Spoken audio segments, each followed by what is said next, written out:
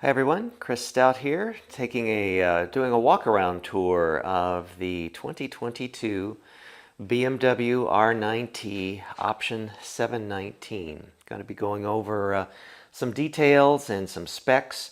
In the notes at the bottom of this video, do take a look because I've kind of detailed all the very specific kinds of things of the specs and stuff. But we'll be doing a bit of a walk around and a little bit of a demo with it. First of all, it is the engine is 1170 cubic inches, dual overhead cam. It's oil cooled, and you can see the cooler there, and air cooled. Sometimes people refer to them as an airhead, but strictly speaking, it's air and oil. There's no radiator, no liquid cooling to it. Has a top speed limited to 125 miles per hour. And I can't remember if I already said this, but dual overhead cam, which is pretty cool. This actually, not exactly an Easter egg, but nineT in here, if that will show up. And this is the asymmetrical air intake because it's just on the right side of the bike. It does not appear, it is absent on the left side of the bike.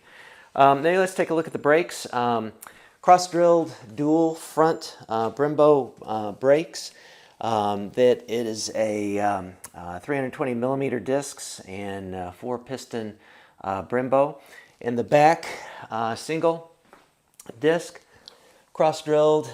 It's 265 inches and labeled BMW. I've heard some places it's actually just still also Brembo, just labeled BMW, but not sure on the specifics of that. If someone knows, put it in the comments below. That'd be great. The tank capacity is 4.5 gallons, and the whole weight is 487.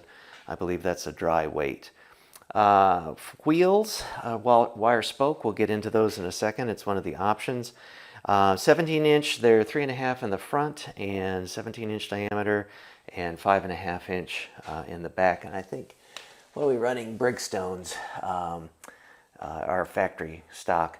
It'll do 0 to 100 kilometers or 62 miles an hour in about 3.2 seconds, which is pretty cool. And it's got a dry clutch. So the frame also is kind of unique. I'm a Ducati guy in the past, and I always liked the trellis frame. This is actually a 3-piece frame, and the engine is actually part of that too. It provides integrated structure to it. So let's get down into some of the other interesting specifics. This is for the pinion seat. These are the foot pegs for the passenger. And I should also mention too, it's a 6-speed transmission. This is actually fully removable if you want to be a little bit more bobber look to it, if you will. So this can come off, this can come off. The cowling is part of the R9T option, and it comes with a separate seat. Some bikes will have, like I had a couple of Ducatis where they had a cowling that went over the rear seat and it was all one solid seat. This is actually 2 separate seats, the rider's seat, or driver's seat, and then the passenger seat. I also like just visually how this black line for the pinion comes up and then carries out this whole black and red. Also, as I'm becoming familiar with the R19, or pardon me, the 719, is that that is the special option that I got for it. So it's a beautiful aluminum finished tank. I believe a lot of this is done very much craftsperson style with hand painting of the pinstripes, etc. So just really, the fit and finish is just really spectacular. And there's a lot of options you can get also from BMW in the factory. I should also mention that it is a shaft drive, which is kind of traditional for these bikes. And it's got the monoshock in the back. It's got reversed front forks for better performance, which is really very nice. And again, this color pattern and everything just looks fantastic. I had a 1962 BMW R69S, and it had this same kind of badging for it in terms of serial numbers and stuff. So that's also really pretty cool. For 2022, they did a headlight update, and I don't know if this is going to be able to show up very well, but this is another one of the Easter eggs. There's the little BMW, it says BMW there, and it's got the logo for it there. I'll show you, it's an adaptive headlight. This is what it looks like, and then you also have controls over here for brights and flashing. So in this instance, a lot of times I'll replace, and it's also got a courtesy light. It'll dim out after you've left the bike, which is nice. Usually I replace headlights on bikes just to have something a little bit more custom, but it's certainly not necessary here. And also too, if you can read this, it says BMW LED, which is pretty cool. So it also has LED turn signals, and in front and rear, and an LED tail light. We'll just turn that back on again so you can see it, see what that looks like here. We'll turn on a signal. It's got smart turn signals. It also has emergency lights. The emergencies only work though if you are if the engine is on. Another one of the little RnineT Easter eggs is right here in the seat. The seat is wonderful, very elegant, very sculpted, as you can see. I think it's about 31.5 inches off the ground. I'm 6'2" and can certainly flat-foot it. Feels very, very comfortable. And then also, maybe just to point out too, this very obviously is unique to the RnineT, or pardon me, to the option 719, but it also then, this red gets carried out in a variety of other places here with the pinstriping and what have you. And then it also shows up right here saying option 719. The things I'm probably going to be doing to it are, oh, I should also point out, sorry, it's got Akrapovic pipes, which are very, very high end. They're pretty quiet. I could use a louder pipe, but that's certainly not going to be a first things first in terms of a few little things I'm going to do with it. I'm going to do a tail tidy, as they call it. I'm going to be getting rid of this. I've already ordered those parts. It'll have a lit license plate frame, but it'll be a single tail light, brake light, turn signal combination that will tuck here under the seat. I'm also going to do in another video taking this cowling off, swapping it out for the seat, and showing how that works.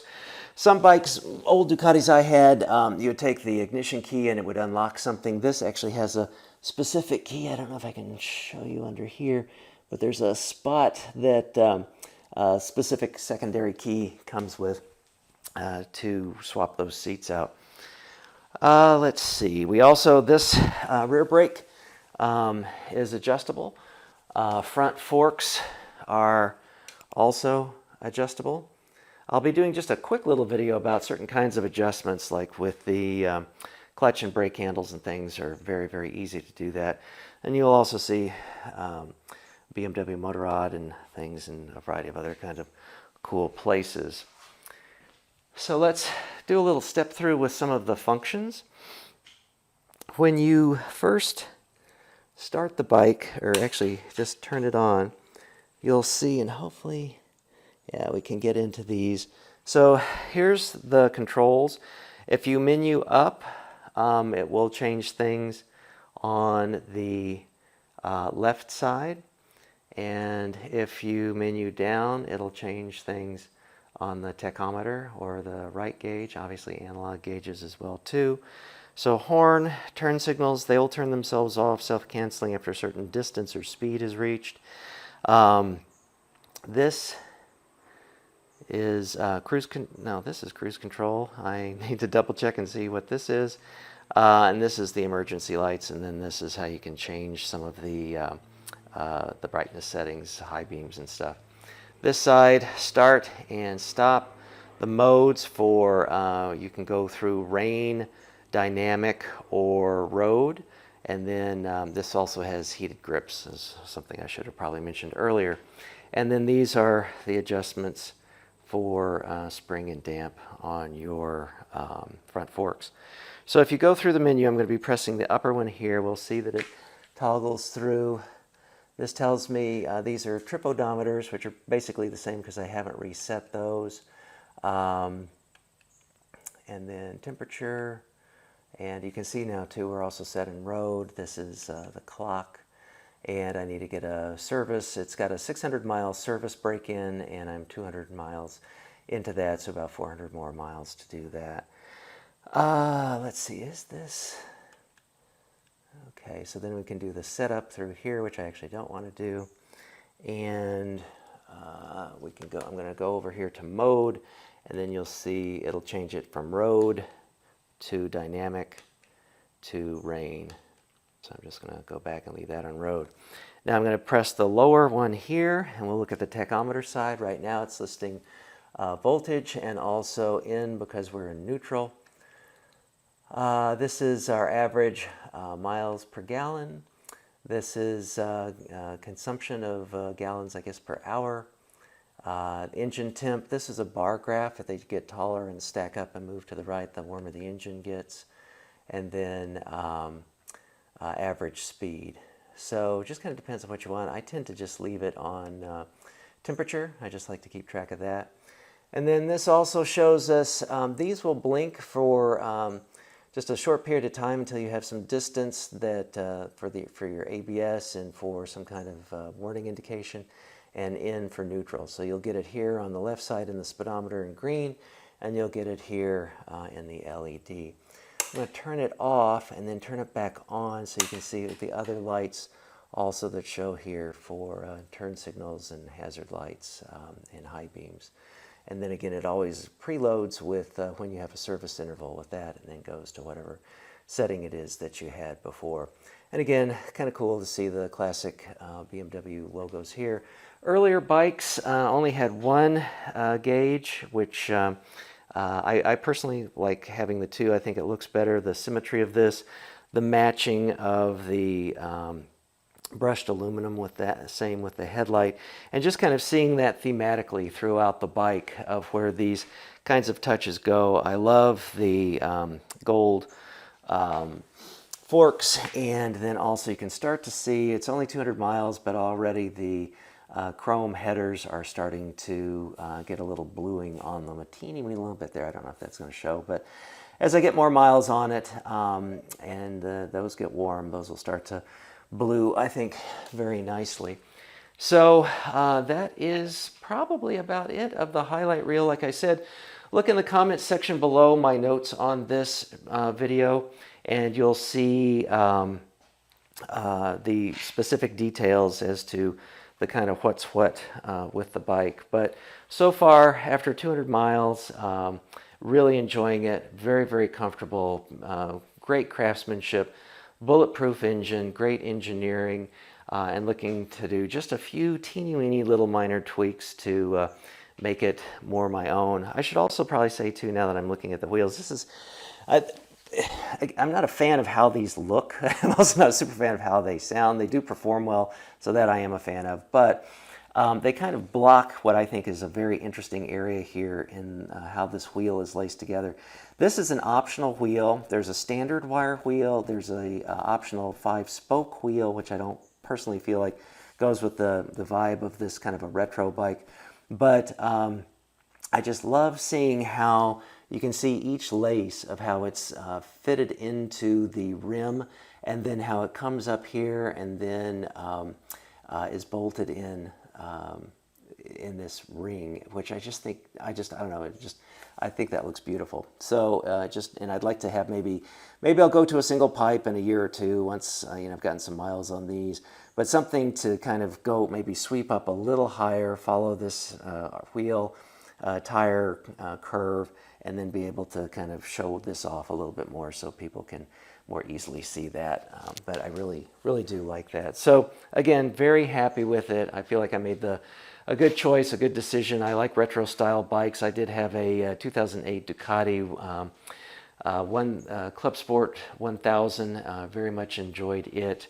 It had a fairing and whatnot, but I do like the naked aspect of this. And I should also point out too, it's got a steering damper, which is great. The horn actually is very loud. I had to put bigger horns on a Ducati Monster I had because you couldn't hear a thing. But again, no complaints. Very happy. Love how the boxer opposed twin sounds and feels when you start it up, and the torquiness of it. So stay tuned. Got a lot more videos available and coming on the way. So thanks for watching, and ride safe.